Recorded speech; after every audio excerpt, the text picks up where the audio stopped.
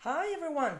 I thought that today we could continue talking about the difference the difference between work for hire and working on your own IP. And last week I talked about how work for hire has evolved in time, how it used to be versus how I feel it is these days, and compare it with how it is to working on your own IP but with a publisher, which seems very, very similar. But of course, there is this big, big, big differences. I can only talk about general and generalizations because every deal, every agreement is subject to its own contract. And we also talked about how contracts are not standard, even though there are some people that want to present their model, their contract model, as a standard of industry or as a standard of their own business industry experience, but it is not so. I honestly cannot believe that the company is so inflexible that won't bend its own rules to either sign with a developer that they really want to work with, or or to adjust and adapt. This is a very, very, very flexible industry. There are no standards, there are no rules. Um, you can never say A plus B equals C. It's impossible. Because I've tried to draw some conclusions, there is experience, and experience it is a degree, but there are so many exceptions to every rule. There is like 100,000 different exceptions, and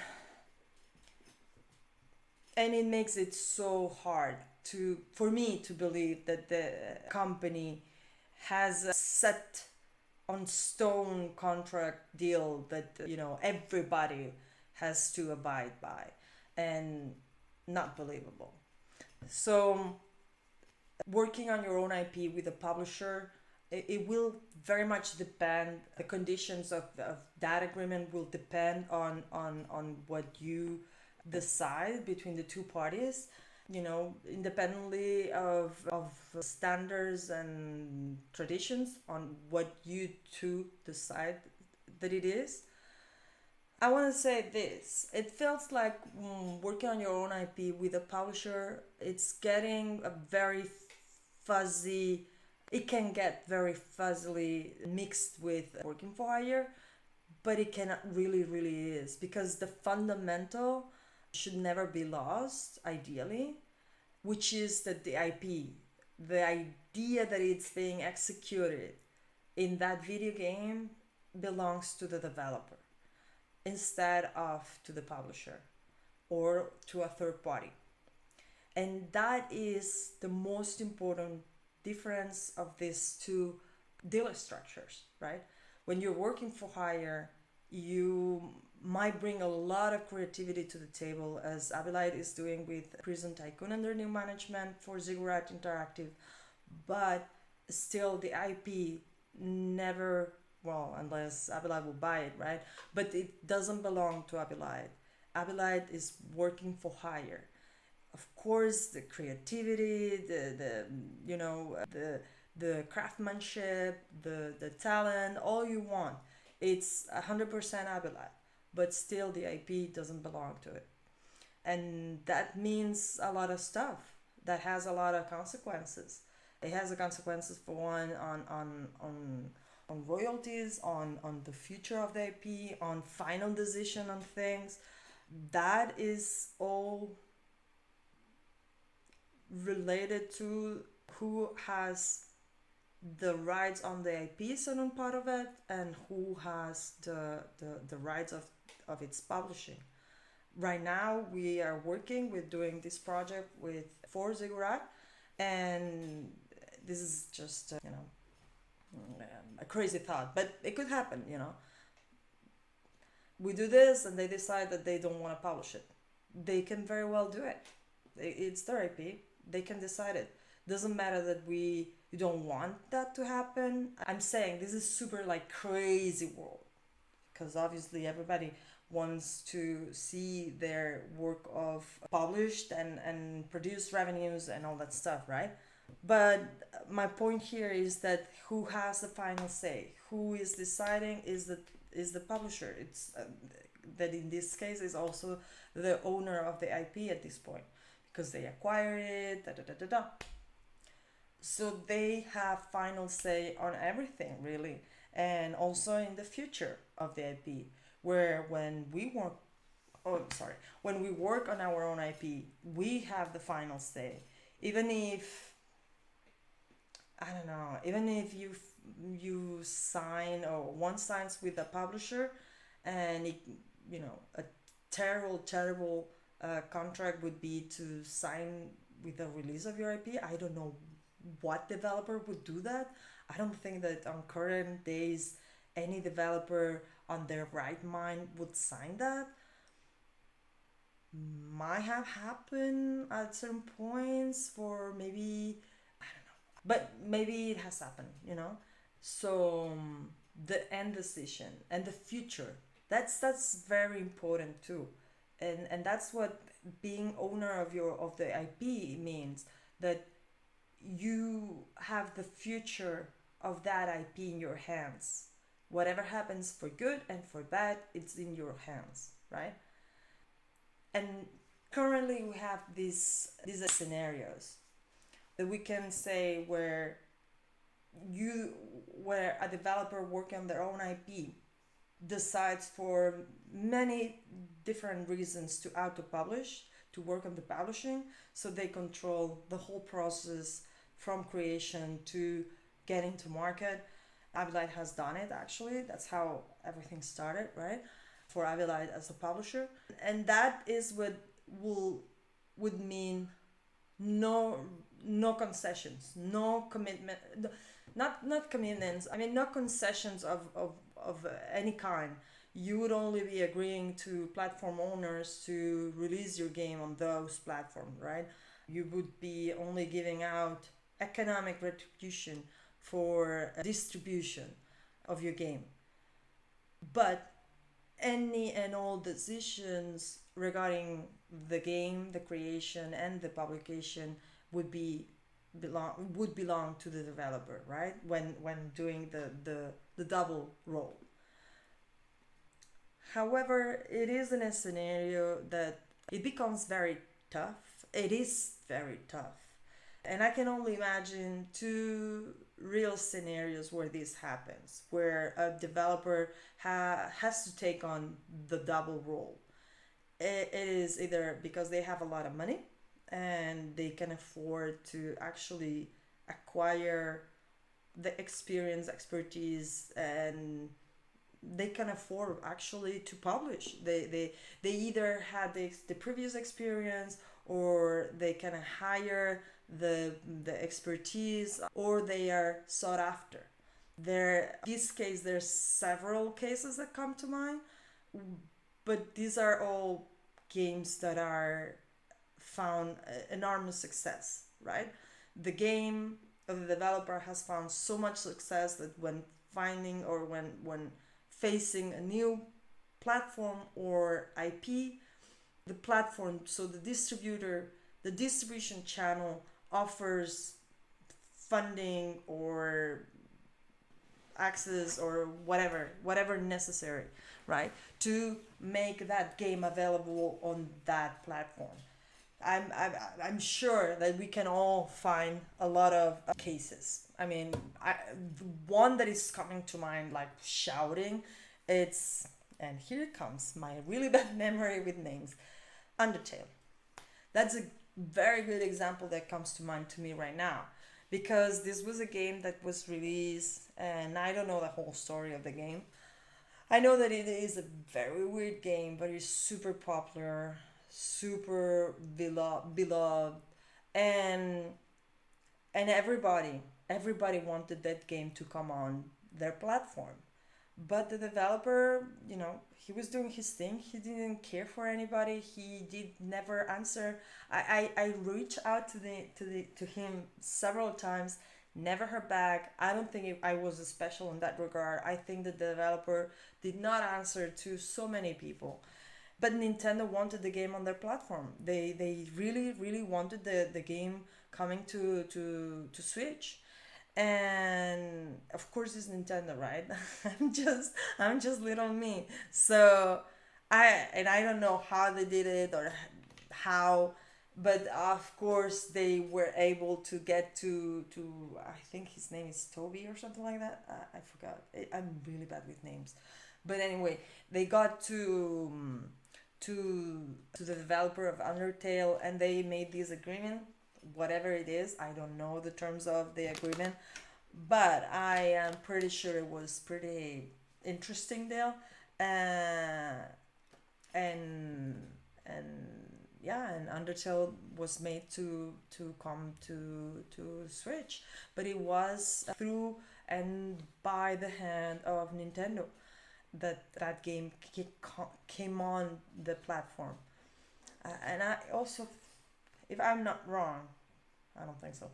Undertale was made with Game Maker, the same engine as Hyperlight Drifter, and thankfully, through a lot of work and a lot of pressure and a lot of stuff, we were also part of that. I mean, Nintendo didn't pay to us to bring Hyperlight Drifter to the Switch, but we worked very closely with Nintendo and Yo-Yo Games to adapt the engine to the platform. And while Yo-Yo Games was doing that, and they were paid by Nintendo, we were also there in the mix, giving support to Yo-Yo Games to adapt the engine to the platform. And we, what we were doing at the same time was adapting the game to the platform while the engine was still under development. And we would be reporting bugs and working very actively and closely with Yo-Yo, and Nintendo Europe would be like producers, sort of. The great Martin Buchholz would be the what I would call the production manager, something like that, from the Nintendo Europe part. And and yeah, and we would have like weekly meetings, sometimes even more, because Nintendo, when they get into something, they really get into it. It doesn't matter that yeah. It was, yeah. It's just that it's sad because Martin passed last year because of the cancer, and he was a really good guy and very German, very very German. When we would talk, it would be, it would be, that it is supposed to go when you start talking with someone. There would be this time for small talk, and then you would get into the real talk. And normally people do it like very naturally, like how do you do, how's things, da da da. And then I don't know, with some people you feel like it's very natural, but with him it was, I felt it always like that. Okay, this is the small portion of the small talk, and now we move to the real talk. It was, I found it to be so German. So okay, we're filling the boxes, right? And obviously, not only he was German, but he was also a tech guy, so he was completely filling these boxes. But he was very sweet and very very nice, and it's been a great loss. And Nuru, so I tried to get into the Nintendo booth at PAX West when Hyperlight Drifter was there, but the line was way too long, so we had to bail. Oh well. Yeah, I mean, I was supposed to be there, but I couldn't. So we sent the best next thing, which at the time was Pedro Cano, who is a Spanish independent PR guy that at the time was working with us. Oh wow, 3 hours wait, and he was there at the booth, attending people, talking to. It was pretty intense because he had to be there from early in the morning till the afternoon, being there and talking to people, and taking care of the game on site. And yeah, I can imagine. I can imagine. But it was amazing. I was very sad that I could not go and do it myself, which in normal instances I would be the one going to PAX, especially for this event. I mean, it was like a dream come true to be at PAX. I've never personally been at PAX, and being there at the Nintendo booth with Hyperlight Drifter, it was awesome. It was an awesome experience that I wish I would have been able to take on myself, but I could not. I either was pregnant or just had Carmen, and she was a baby, and we could not travel. I think I was pregnant though, because I think it was in 2019. Yeah, 2019 I don't know. I don't remember. Or maybe it was late 2018 and I was pregnant. Anyway, either I was pregnant or I just had Carmen, so I could not go. But anyway, it was well attended. Nintendo set up this tour at the Nintendo America offices, and the ex CEO, I don't I or president, Reggie gave the salute to all the publishers, developers that were there, that were going to take part on the packs, and yeah, it was pretty awesome, and I missed it. Not Abylight, not our game, but I missed it. I've been to so many events that were so crappy, and well, not really, but you know what I mean, that are not so impactful, because after several months, not many months, Reggie stepped down, and it was like, oh my god, I mean, missed opportunity completely. Never gonna meet the guy ever again. Well, I don't know, maybe. Anyway, so this whole beautiful story to say that sometimes when you work on your own IP, you will get access to a platform because either your game is super successful or you are super successful, and then you can publish the game yourself, or that's the two options that I know, or you're so poor, you're so unsuccessful. Well, no, that's not really true. It's not that you're being so unsuccessful. That's an overreach, but you have bad luck, or you're not able to sign, or you're not able to find anybody that really suits you, but you're like kind of like bootstrapping, and it's tough. It's not like, strolling in the park. It's tough. So you either like are in the lowest part of the dev community, so to speak, and you have to bootstrapping and do it everything yourself, or you're in the really high up and you do it because you can. And Abylight is somewhere. It definitely started out because I've had a bad luck. I mean, there were so many years that Abylight had such bad luck doing anything and everything. It was unbelievable. I mean, the list of events and things and everything that went so wrong for Abylight for so long. It was amazing. It's amazing that it's made it. It's just, Abylight at this point is a collection of things that one should never do, but still here to tell about it. So it's like, yeah. Anyway, so working on your own IP and being a publisher, just these two options. You either had it good or you have no other option. Working on your own IP, freedom has a cost, and that's what one gets when working on their own IP. You get a lot of freedom, but it has a very high cost. Freedom means that you don't make deals with anybody, you don't get to agreements with anybody, so nobody else than you gets really committed or invested in your project. So you will depend heavily in your luck and in your charm. It's just that, you know talking about this kind of stuff, it makes me laugh, because we are asking to the nerds to be charming and to be popular, and to me it is It is complicated. It is good the culture has shifted and that now nerd is good and we have the Big Bang Theory to thank for. Although I don't like the Big Bang Theory because it's very misogynistic and it's actually the same tale as always but dress up as a nerd because they behave exactly like the bullies. I mean, it's just it's. But anyway, allegedly being nerdy is cool, but not really. It's just a fake.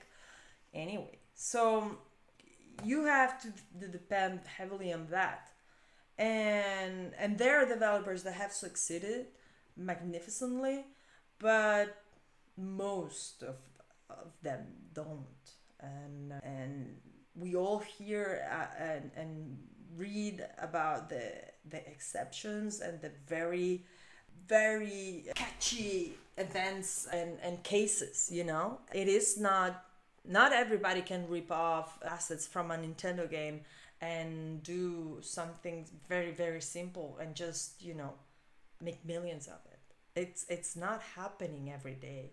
It happened once, right? But it's not a common occurrence that you will post your game or that you will publish your game and suddenly everybody will fell in love with it. It's hard. It's complicated. Just this last week, every week, especially because of the pandemic, we're working remote. So before, when we were working all at the office, we would meet every morning, if I'm not wrong, or maybe it was just Monday. I don't recall. I think it was we met every morning. We had the morning meeting, and then we would go to work. Or maybe it was on Mondays. I forget. And then on Fridays we would have, or Thursdays we would have the create. No, it was Fridays. We would have the creative meeting where we would get together, have drinks, but like not alcoholic, just in case. But drink and eat and watch video games and analyze video games and all that, right? But online we don't have the morning meetings, all the whole team. Only we have meetings with the people that we work or that we are on a project together, and that will have more meetings every day. But what we're doing is to keep that and to build that, because actually Abylight grew during the pandemic. What we do is on Thursday we have a whole hour. Okay, we meet. Let's say we meet the whole team, and we talk about what's happened in the industry or whatever anybody finds interesting. Most of the times we analyze games that we might be looking to publish or think about it. We test them, we get feedback from the team. And this past week, and as you can imagine, it's very having a game that passes all the filters is very hard. It's very complicated. However, right now currently we are hoping to work on a couple of, we're working to work with a couple of developers and several games. So we're very excited and happy about it. But I was telling this story because of something else that it just slipped my mind what I was telling. Yeah, I remember. So several weeks ago we analyzed the game that came to our inbox to check for publishing, and it was, I mean, you should have seen it. It was an amazing artwork, amazing game. It was amazing. It was a card game, I think, or like very elaborated game, super worked. It showed that it was a huge team working on that game for several years, but they had no budget for publishing apparently. They released it like a year ago. The game seemed like it stomped for some reason.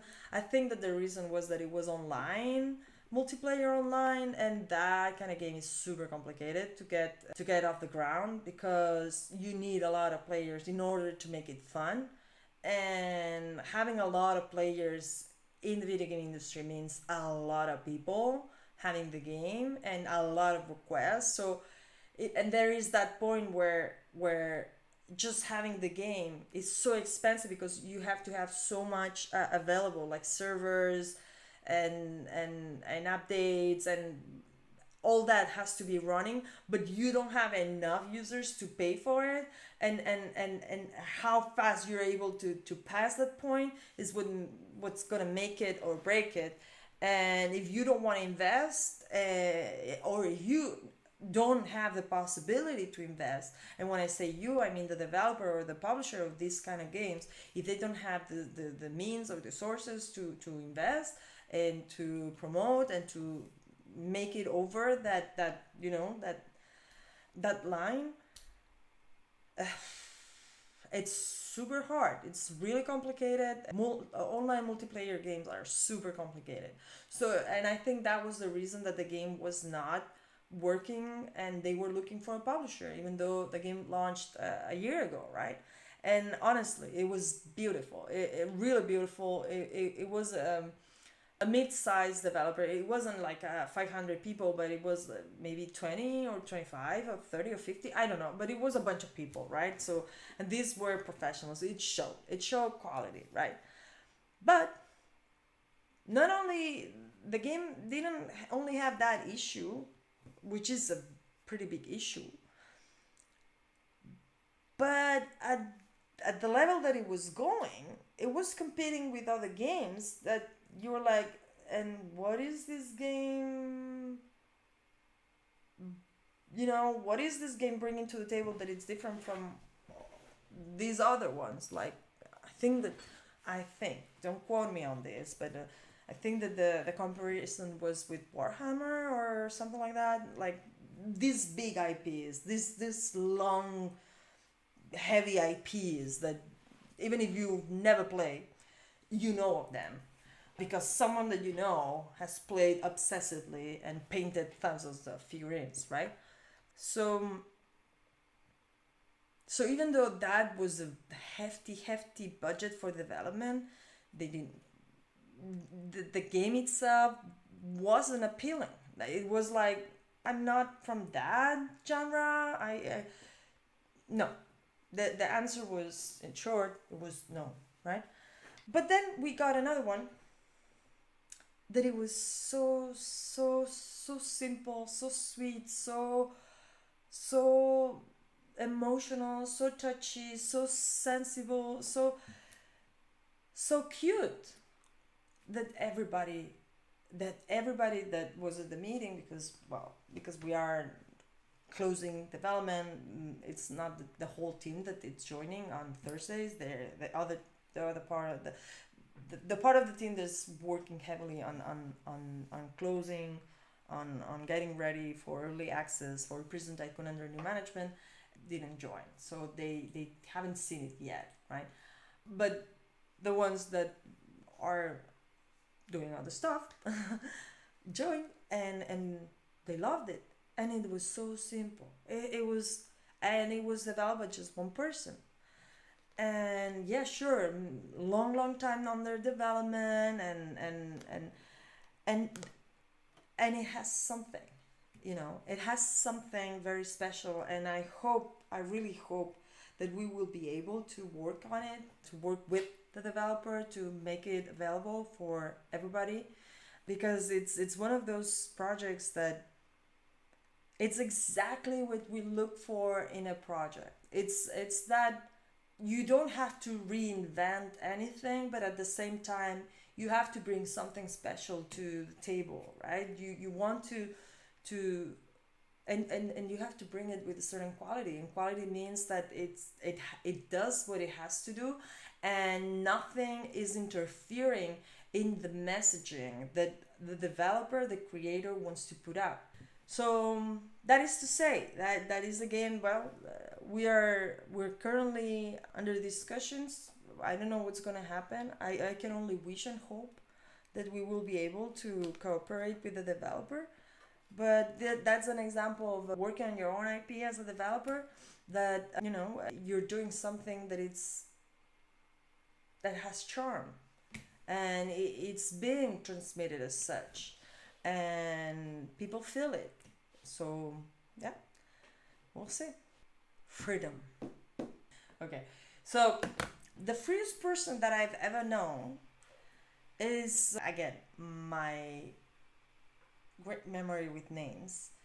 I want to say Stallman, yeah, but I don't remember the name. Was it Greg? Robert? I don't remember. Stallman, which is the father of Linux. Not the kernel. The kernel Linux is Linux, but the whole. Oh wow! Freedom, just another name for a nothing else, nothing left to lose.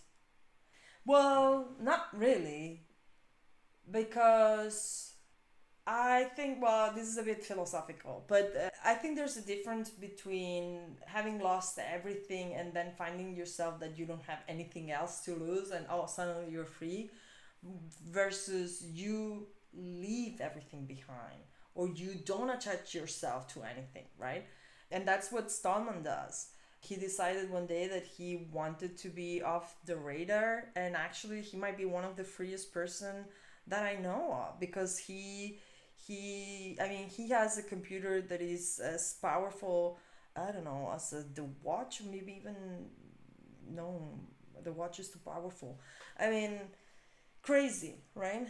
But because he knows coding and what he does is so weird, he doesn't need anything really super fancy, and he doesn't go to hotels because he doesn't want to check in and give that information, because when you check into a hotel, the hotel takes a copy of your passport, remember, as for your passport or your ID, and they send that information to the police. So you actually, every time you check in to a hotel, or yeah, places like that, you're sending your information to police, so they actually track you. And then there's also information on customs and on airports and train stations and all that. Well, maybe train stations is a bit different, but you know what I mean. So he doesn't take anything that it's gonna track his presence. So he doesn't go to hotels. He go to friends' houses or to people attached to the cause. Sorry, it's a very serious matter. But he's very free. But he's so weird, man. He's so freaking weird. I so super weird. Actually, my first picture on Instagram is of him, because we share a cap, and I just remember he was so weird. But this is Stallman. Oops, here.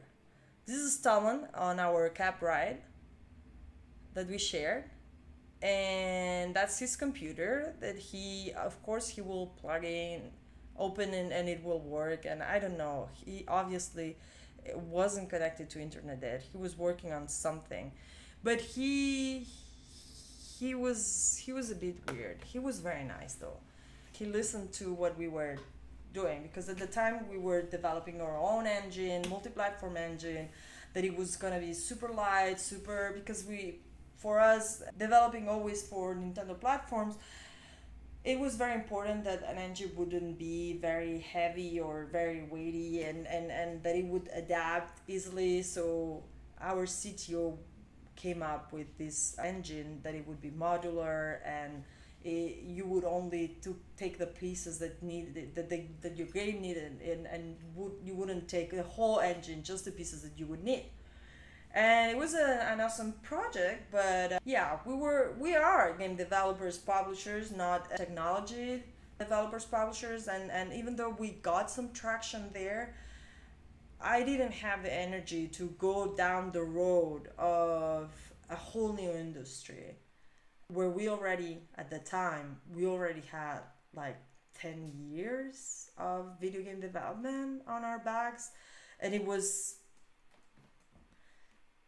more efficient to continue pushing to get where we are right now, which is developing video games and publishing video games.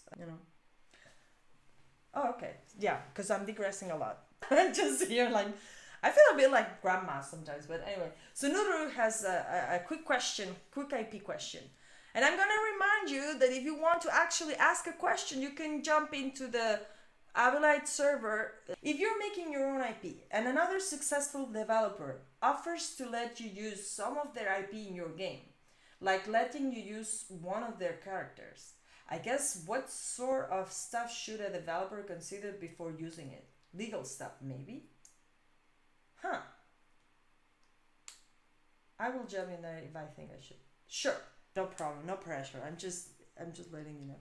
So the question here is, you're a developer that nobody knows, I'm assuming, in this scenario, but there's a successful developer that knows you and and wants you to use their IP in your game. I've seen this, and we actually done this with Hyperlight Drifter and oh my god, I promise you, my brain and names is sucks. What was the name of the game? James Jax. Jesus. Well, it was a crossover. It is a very important video game in Japan, and Nintendo like did the meddling part, and they what they did is that their character would wear it wasn't an exception. It's something that they did, but in this case, for us, what they did was their character would wear a T-shirt with Hyperlight Drifter logo or information. So the name of the game was No More Heroes. I think it's called No More Heroes. TSA No More Heroes. But anyway, we did it. Alex Preston was okay with it, and we did it. And you can make it as complicated as you want, I guess. I wanted more information regarding this offer, What sort of stuff should a developer consider before using it? Well, I guess if I would be the developer receiving this offer, I would like it on writing. And what does this offer mean? Thanks to this offering, am I entitled? So, are you entitled to anything of my IP, or are you entitled to royalties of my game because your character appears? It is a weird scenario. Normally, you would be so the developer is unknown would be the one asking to the developer that is successful. Like Nintendo does that a lot. I don't know exactly who approached whom, but Nintendo in Japan are a bit more flexible than it is outside of Japan, and their games on mobile are being developed by a very successful developer for mobile phone for mobile games, which is DNA, and but I don't think that's what you're asking, right? I definitely, if I were the developer receiving the offer in this case, the developer receiving the offer is the offer to get the game a character, a very successful character. So it would be like, for example, me, nobody knows me, and Nintendo comes and tells me, hey, do you want to use Mario in your game? And I would be like, whoa, sure, but what do I have to do that, right? So I would want that offer in writing and to be very clear what it means. So I would ask writing and a release a worldwide free royalty use forever and ever of that character in my game forever in whatever platform my game is being released, so they won't have the power to tell me, no, you cannot bring this character into, I don't know, for example, if it would be Mario, right? You cannot bring that character into a Xbox because it's a Microsoft competitor console, and we never granted you that right. So I would want that on writing. Yeah, our situation was weird. Oh, also it happened. Okay. We got that offer from a pretty big indie developer who saw our game and liked it. Nice. Oh, that's awesome. That's awesome. Then this guy saw something, this guy, girl, this developer saw something in you.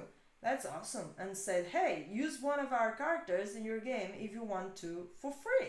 That is an awesome offer. And what I would ask is, oh, that's so great. Can I get that in writing, please?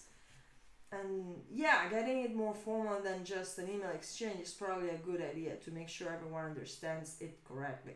Yeah, especially so it is if it's something that is happening, I will definitely, an email is okay, but I would like something that nobody can back out, under conditions, and definitely think about that you have your game and that has this character, so you want the agreement of the developer that of this character, the owner of the IP of this character for sure, and so there's no litigation and no issues.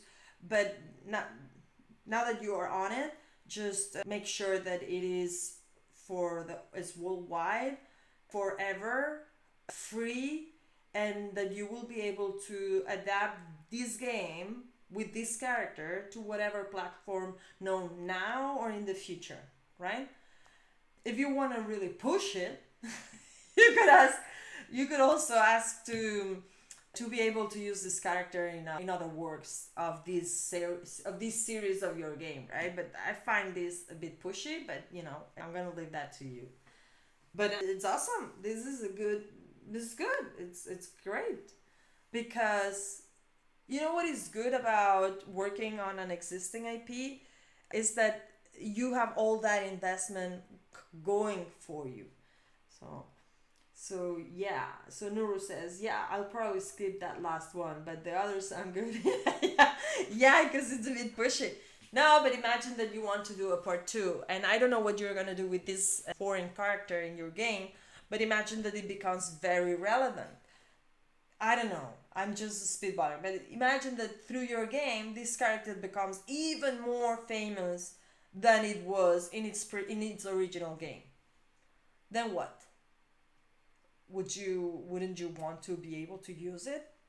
Because at the end of the day, unless you're really using their assets, this character is going to be a reinterpretation that you do of that character, because you're going to be the ones executing it, right? I'm assuming. I don't know. There's so many things that I don't know. They've been very generous already. We're gonna keep that character separated from the main cast doing their own thing. That's awesome. That's very positive. I like that. So if the deal doesn't work out or something, we can even remove it and replace it easily. Yeah, that's a smart move.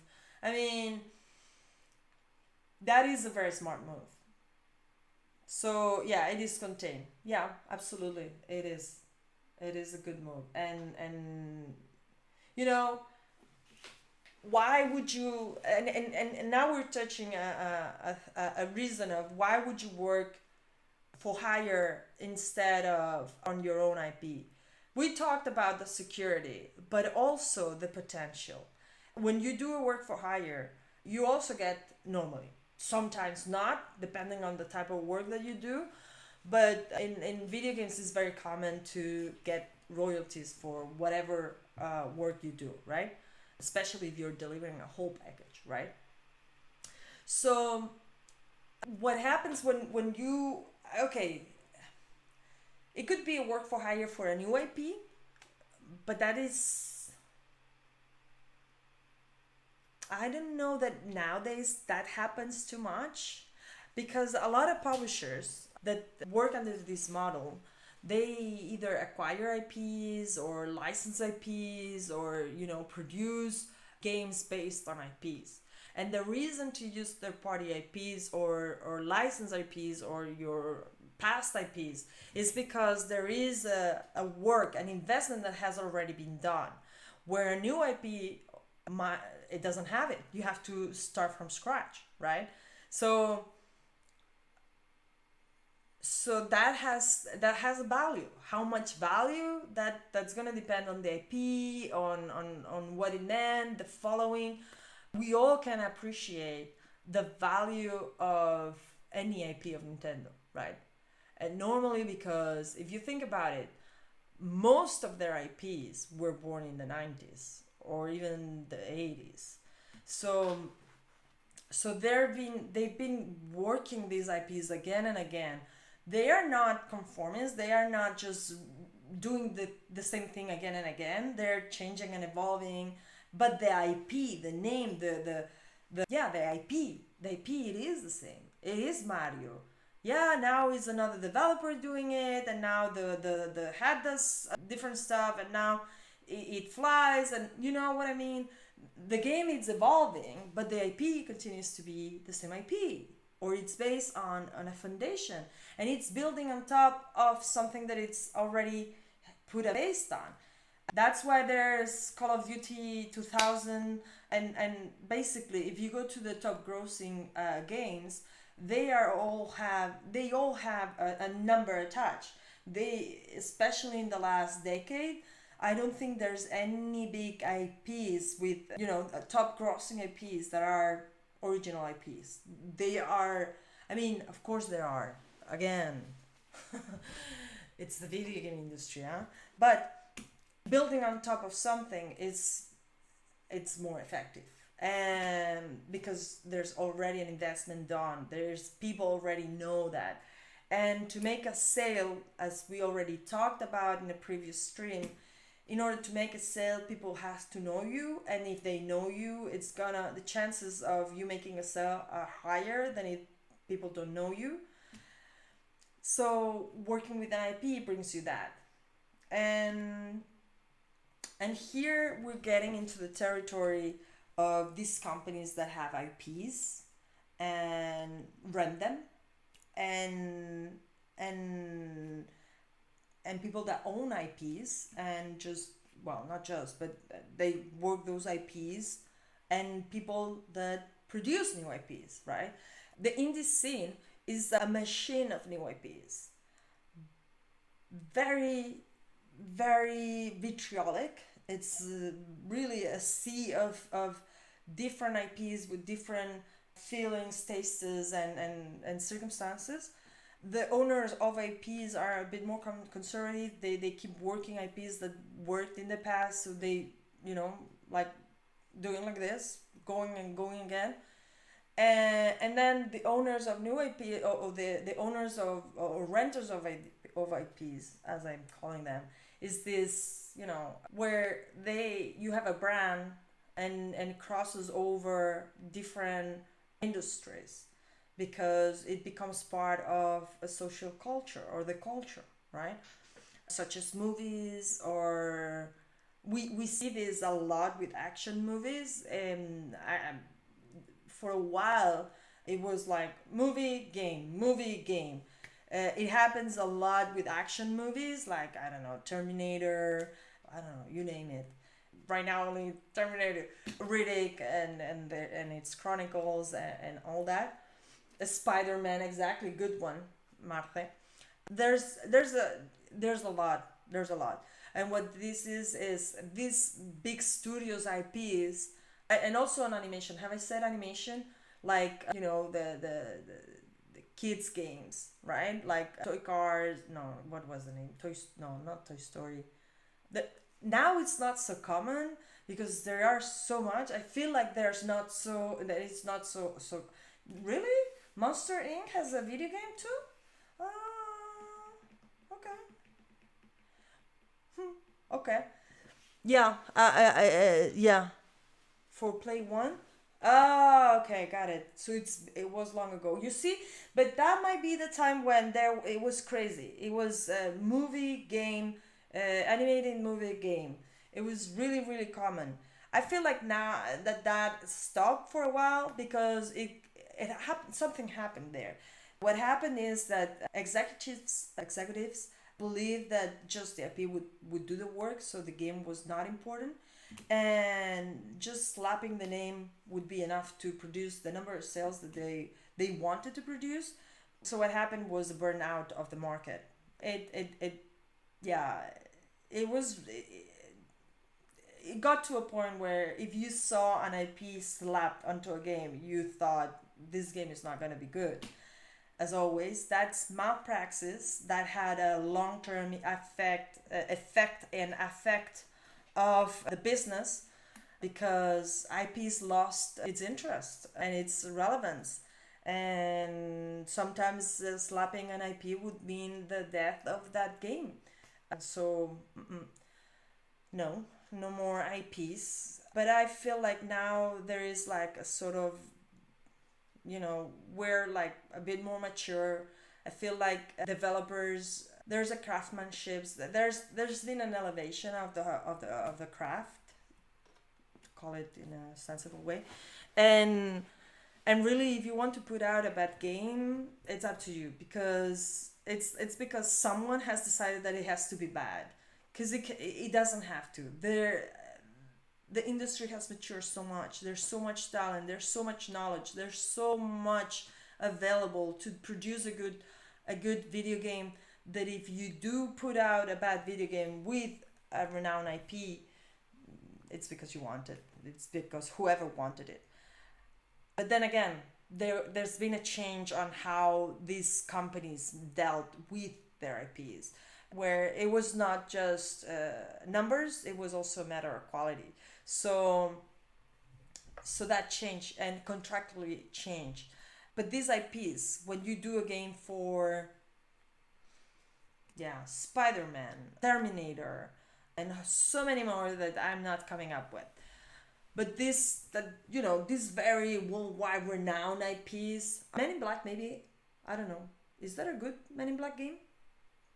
I just think might be a good IP to do a game.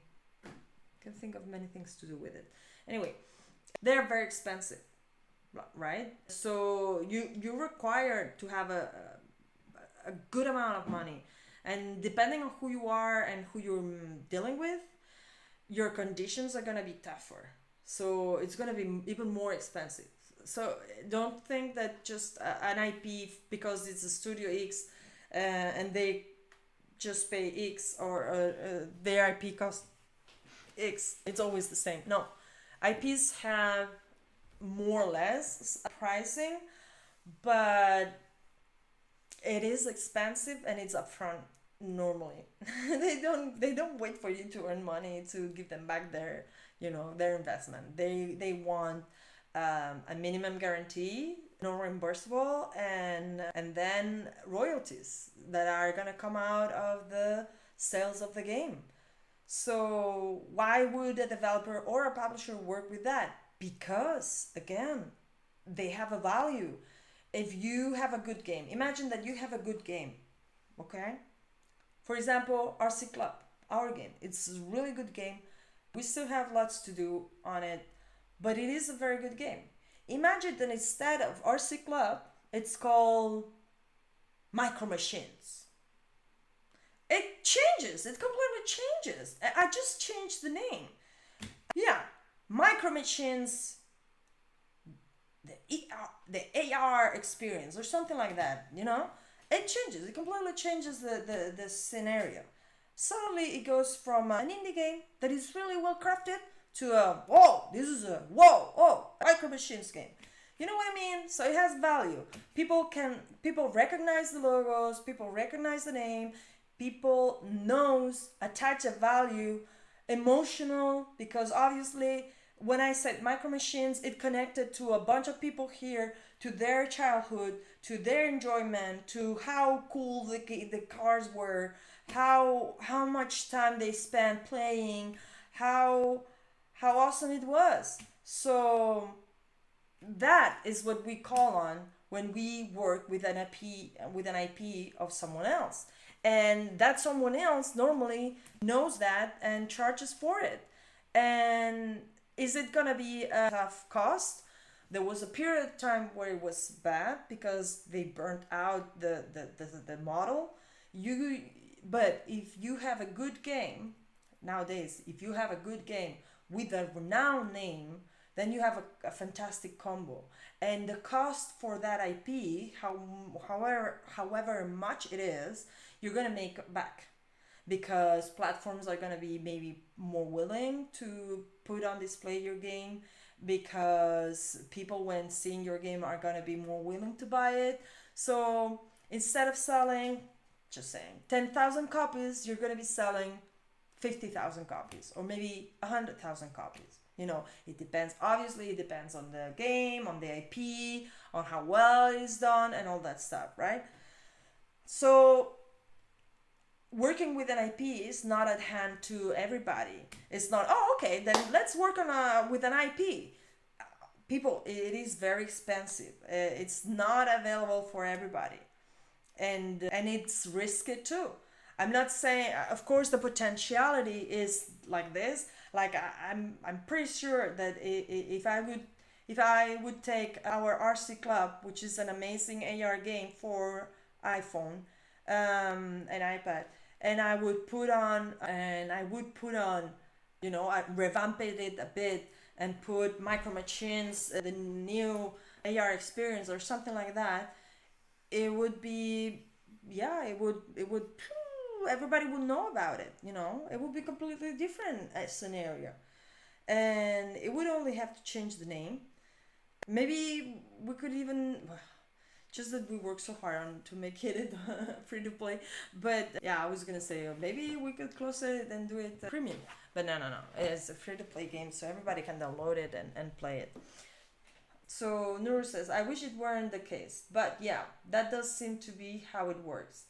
I've seen a lot of games come out that I think would have been much better if they just made it an EOP instead of using an existing one. But even if that's true, they would sell a lot less copies. Yeah, it's just that you have to balance that, right? When working with a third party IP, and here's what most often will happen with in a work for hire, that you will be working, I mean, for sure, you're going to be working on an IP that it's not yours. So de facto is going to be a third party IP. Here, the point is if it's already existing IP, or you're going to be the one developer building up that IP from scratch. Sure, it can happen. I cannot come up with an IP now that was the case, but of course it can happen, right?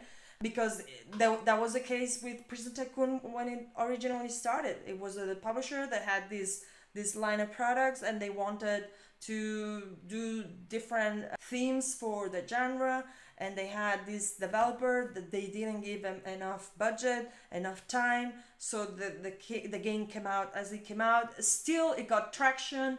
I think it got like 5 different installments, so it was picked up by the community, even though it wasn't so well taken care by either the developer or nor the publisher of the time, right? With Ziggurat Interactive and Abylight Studios, we are giving the everything, our life. We're giving everything, the love, the everything to the game, to the IP. So hopefully critics and audience will pick on that, will pick on the love and care of the project, and that will show, and that will show in everything, right? And how they talk, and how they enjoy it, and how the game sells on itself. But that's the whole thing of working with an IP that doesn't belong to you, because you might be ahead versus working on your own IP that you're starting from you. So the Lamppost Gaming says, hey, oh, okay, got it. Sorry. I thought it was a question or something. Okay. And yeah, this is IP. Let me think if I'm forgetting something I wanted to talk to you about regarding work for hire and your own IP.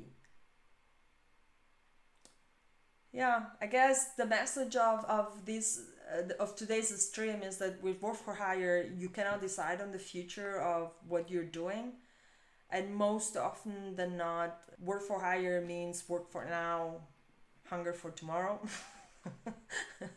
And your own IP might be hunger today, hunger tomorrow, but the potentiality is that if you're suffering of malnutrition, maybe with your own IP you will be able to overcome it in the future. That's the hope, right? And I feel like I'm forgetting something else on this, but pretty much done. I'm done for today, guys. Thank you very much for being here. I think I'm gonna wrap up unless you guys have any question. Okay? Bye. Have a good one.